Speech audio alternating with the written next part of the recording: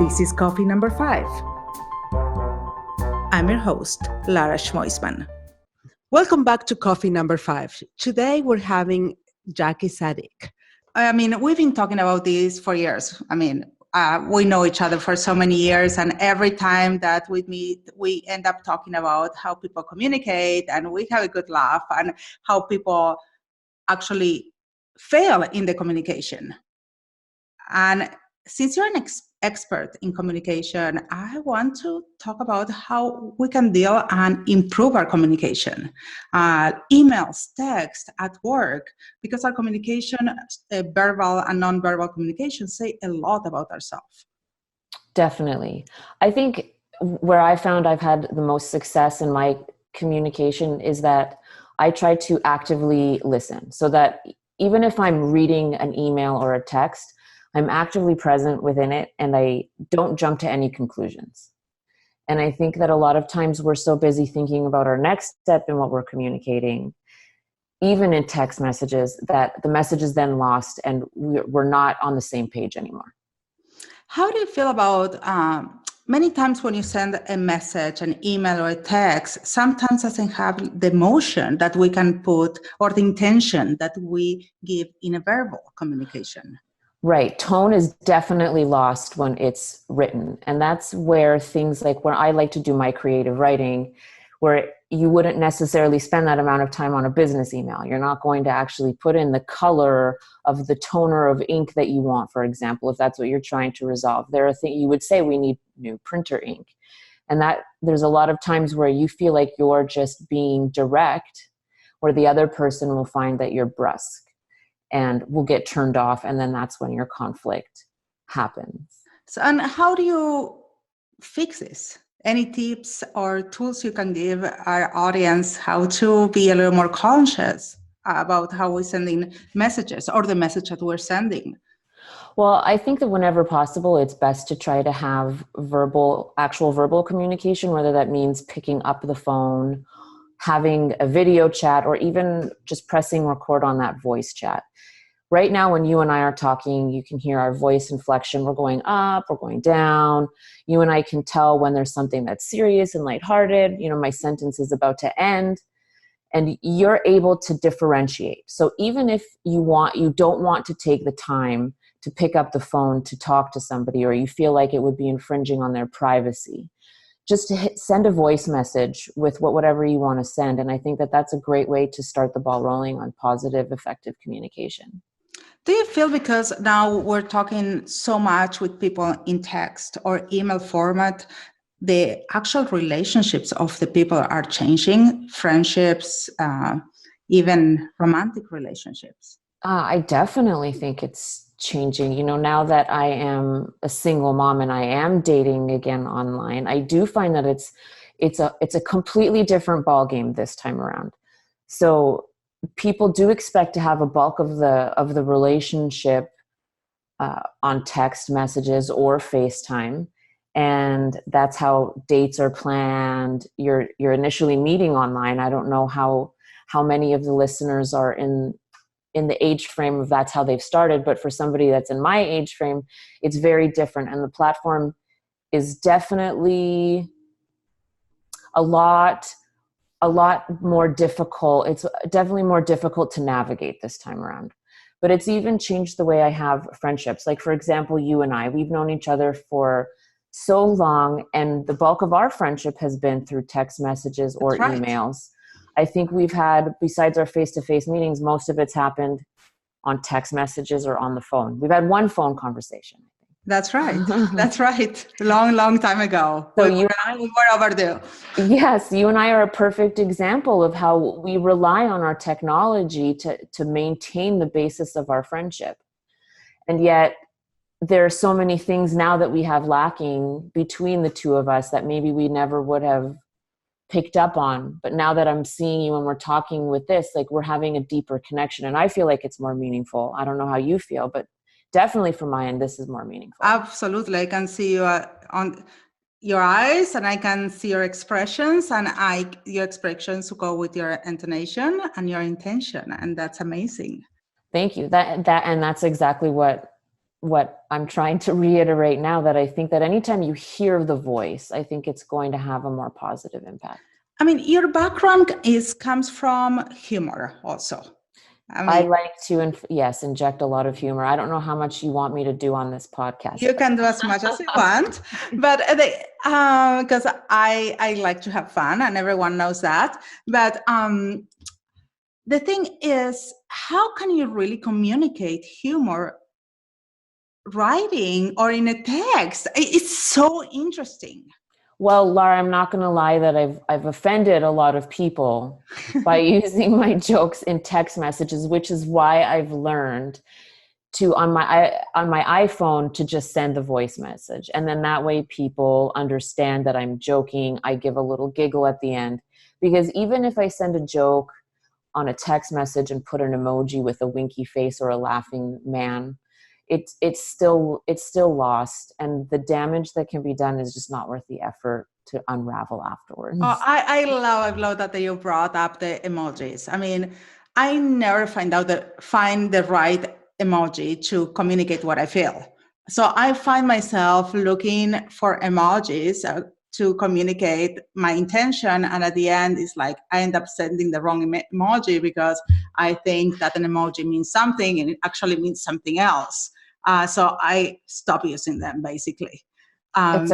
It's my problem too. The high five one or praying hands I've misused. The rolling eyes ones I've misused. Yeah, and now you have even these new ones that raise hands, or it's just face palm. Yeah, and you know what? I find out also some people my age, we all believe in difference. You know that when you listen to that song and we all have different versions of what the song says? Yes. It's the same thing with emojis. Yes. And it is a prime example of text miscommunication.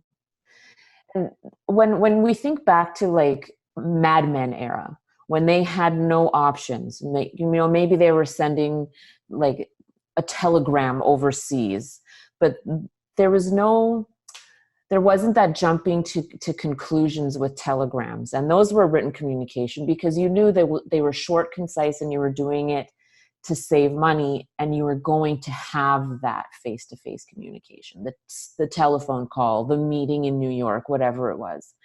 Now we have these enormous expectations on those little tiny text messages. And when those expectations aren't met, we get frustrated. And so it takes it to a whole new level. Yeah. Do you find that in your... Yeah, I found that all the time. I mean, it's like the world goes so fast also that people are expecting to get a response right away. And if they don't get it in 15 minutes or an hour, it's like, what happened? Something's wrong. Yes. And that's very frustrating as a business owner and as a team player. Sometimes you need to take time and breathe and get things done to respond. Yes. I think that that's also another great example of friendships, relationships, marriages, all of these things. When you don't get that immediate response, your brain starts to go to some very imaginative places. Yeah. I have I want to jump into something else because you have a very interesting story of how you got a job. Okay, which job now are you referencing? I'm talking to your latest job. Like you did something that even you told me that is this thing you're never supposed to do, but you did it and it went well for you. So how do you know when to follow your gut feelings and just do it? So I wish I could go back to my younger self and nudge my younger female self into finding courage and really just believing in myself. And it's taken a long journey. I think personally for me, motherhood has really helped me. But why is it that we see people who know that they have this enormous talent and something to offer the world, and we're all holding back because we're afraid of, judgment maybe, or not getting what we want, or, we're going to look silly or stupid. And I think that once you trust in your own ability and your own talents and really believe in yourself and know that you're doing this to achieve your own goals and never lose sight of that. I think it's easy to lose sight of it. So once when you have that in your heart and you have that confidence, it really doesn't matter if your answer is no, because then you're just going to move on to the next one because you know that you have this amazing talent to offer. Yes, that's incredible. But about the job, how did you get it? How did you just thought, I'm going to do this? Tell a little bit what you did and why you did it. Okay, so let me start back from the beginning then. Okay. So when I got married, this is very far back in the beginning. When I got married, I got pregnant and I needed to be on strict bed rest, and I left my job very, very, very soon. And I never went back to work. So then I had one kid, and then I had two kids very quickly, 17 months apart, and then another child. So I have three kids, and I was a stay-at-home mom. And I've always been a person who loves working. So I was always writing and doing my freelance writing in between. Now that I'm divorced and I knew I needed to get back in the workforce, I went out and I got this job, and it's a great job. I'm very happy there. But I know that I can use my talents in such bigger ways. And I want to use my writing and my communication skills. And this company has grown enormously in the last 9 months. It went literally from, I think, like 20 employees to now we're at 120 employees. Wow. And so with that enormous growth and all these new personalities, of course, there's going to be miscommunications and conflicts that are happening. And I'm there 40 hours a week, even with, having my kids 50% of the time. And I see everything, and I've seen the conflicts. And recently the CEO sent out an email trying to resolve the conflict. And exactly like we're talking about, it was an email kind of out of context, proper words weren't used. And I saw my opportunity. And this is what I've been working for, after stay-at-home mom back in the workforce. I knew that I could help the company. And so I took his email and edited it without his request and sent it back to him and said, this is what I think you should have done. And I think you need a communications director. And I think that should be me. And you got it. Well, we're still negotiating. Well, but the thing is, sometimes you just need to take a chance. Yes. Well, I think it's take a chance in yourself, but it's not really taking a risk, because you know that don't do it for something. I wouldn't go in there and say, I know how to do all of your technology. I wouldn't do that. I was able to have the confidence because I know that my talents lie in this communication. I'm going to come in there and I'm going to increase productivity. I'm going to lower conflict. I'm going to boost morale, because that's what I know I can do well. So that's what I do well. What do you do well? You know how to market things, and that's why you're doing the marketing. And my best friend, she's a doctor and she's the best in her field because that's where her talents lie. And we all have faith in ourselves. And so that's what we're presenting. Yeah, but also you had to learn how to communicate what you want. And that takes guts to say, I want to be your director of communications. It does take guts. I think blinders. I have to put my blinders on. I have to not consider that the answer could be no in that moment, and not consider that they might laugh about me behind my back. All of those things are normal, natural human concerns, right? But there's a quote that I always say to my kids: you'll never see new horizons if you never lose sight of the shore. Oh, that's beautiful. So it's not, I think that's Mark Twain, and I'm not entirely sure. But you have, in order to achieve something that you want, you have to do things that are going to make you a little bit uncomfortable. And that's how we're growing. So you have to let go in order to welcome abundance. Okay. So before we wrap up, I want just to get some tips and skills from you. From the communication point of view, any words that you recommend to use in a text or use in an email that it will make it feel warmer, or that you care, or some words that you recommend not to use? Well, I think it depends on the situation. And so when I said earlier, I think that active listening or active reading is really what's going to come into play.